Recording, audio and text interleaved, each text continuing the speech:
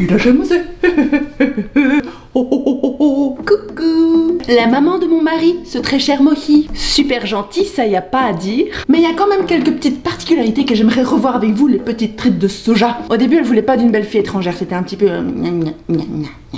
Il n'y a pas vraiment d'explication à ça, je pense qu'il s'agit plus de peur de l'inconnu plutôt que d'un racisme pur et dur. Elle avait déjà dit à mon cher et tendre bien avant que nous entamions une phase sentimentale et charnelle. Bien avant d'ailleurs, avant même que nous échangions le premier regard.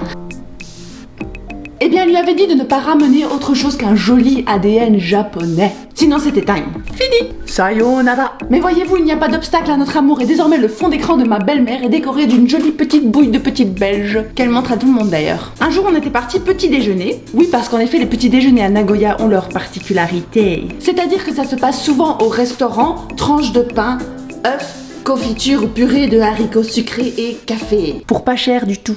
Et c'est dans ce restaurant dans lequel je pratique la dégustation du repas le plus important de la journée que se réunissent tous les petits vieux du quartier. Sauf toi, belle maman, toi tu seras toujours jeune pour moi.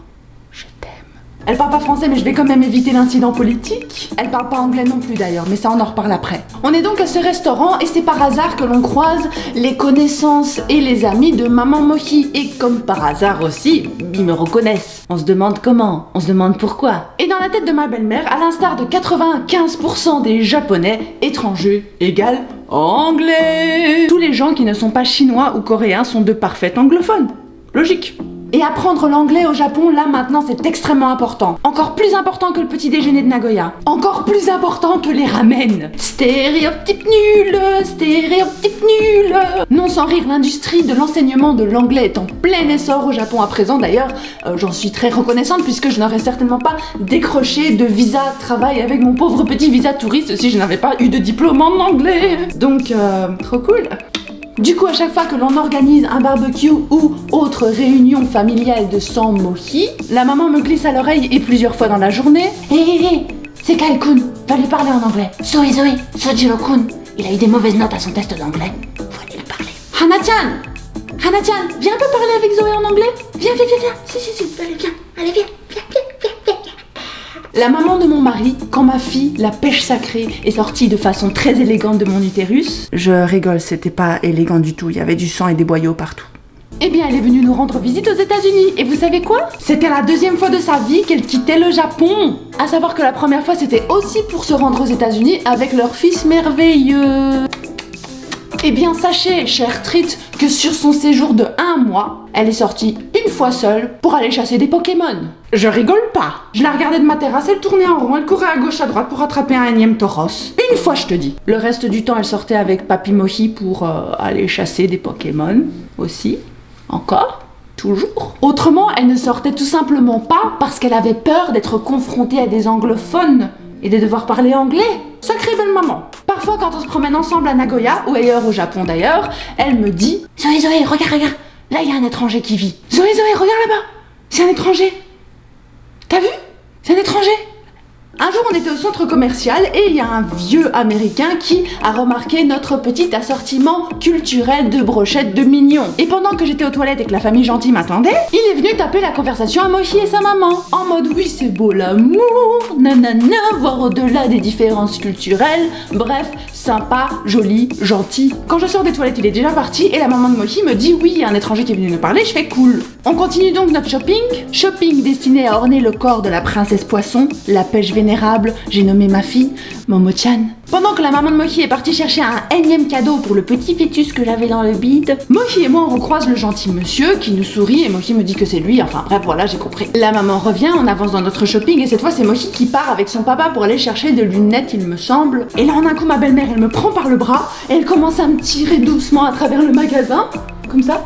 Voilà, je suis partie, au revoir. Elle me montre un mec qui a plutôt l'air d'être de l'Asie de l'Est, j'imagine, la trentaine à tout casser, et elle me dit « Regarde, c'est lui le gentil étranger qui est venu nous parler tout à l'heure, va lui dire bonjour !» Je lui dis « Je suis pas sûre que ce soit le même gars !» Elle me dit « Si, c'était lui et tout, t'étais pas là donc tu sais pas, mais c'est lui, je te promets, vas-y, va lui parler, j'étais là, au secours !» Moment plutôt rigolo, mais c'est assez difficile de s'opposer à sa belle maman, surtout quand elle est très gentille et que c'est pas volontaire.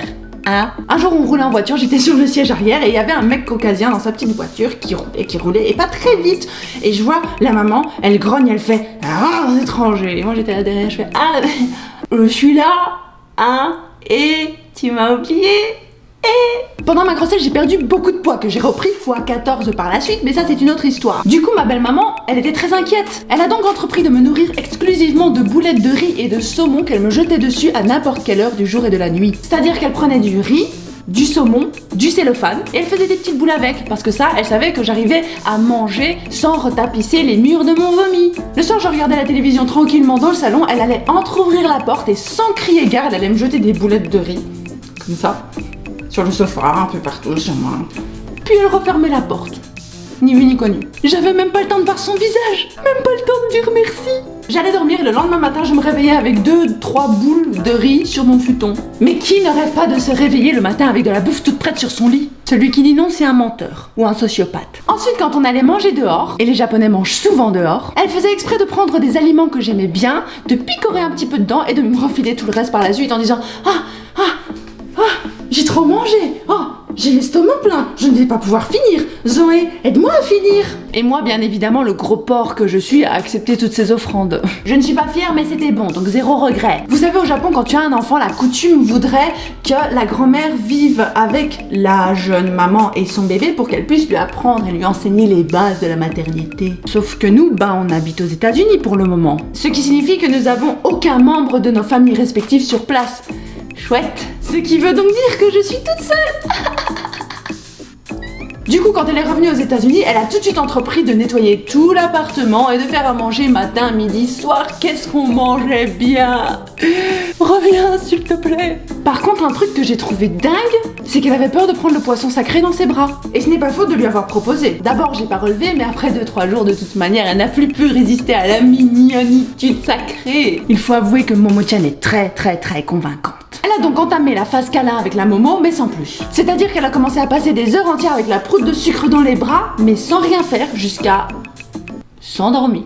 À chaque fois qu'elle prenait la petite, j'en profitais à fond pour foncer dans ma douche, et à chaque fois que je sortais, elles étaient toutes les deux là en train de roupiller dans les bras l'une de l'autre. À savoir que la maman de Mohi vivait recluse dans sa chambre une fois les tâches ménagères terminées, la cuisine terminée, et la petite au lit. Et au moindre petit couinement, elle déboulait de sa chambre, elle se dirigeait vers la petite Jolie et elle me regardait. Je peux la prendre? Elle est réveillée, regarde, je peux la prendre? Ce qui me laisse penser qu'elle aimait ça. Et plus tard, en discutant avec elle, je lui ai en fait demandé quel genre de bébé Jolie était son fils et elle m'a répondu qu'elle ne savait pas, ce qui m'a fort surpris. En fait, pour des raisons personnelles que je ne vais pas énoncer ici, c'est la grand-mère paternelle de Mohi qui s'est occupée de lui et de son grand frère pendant toute leur enfance. Ce qui explique pourquoi elle avait si peur de prendre la pêche sacrée dans ses bras la première fois, et du coup je suis extrêmement reconnaissante qu'elle ait quand même fait l'effort d'aller vers elle et que finalement ce soit très bien passé, hein. Voilà pour cette vidéo, j'espère que vous êtes contents. Sur ce, Otsukare-sama, je vous aime très fort, je vous kiffe la trique et je vous fais des gros bisous.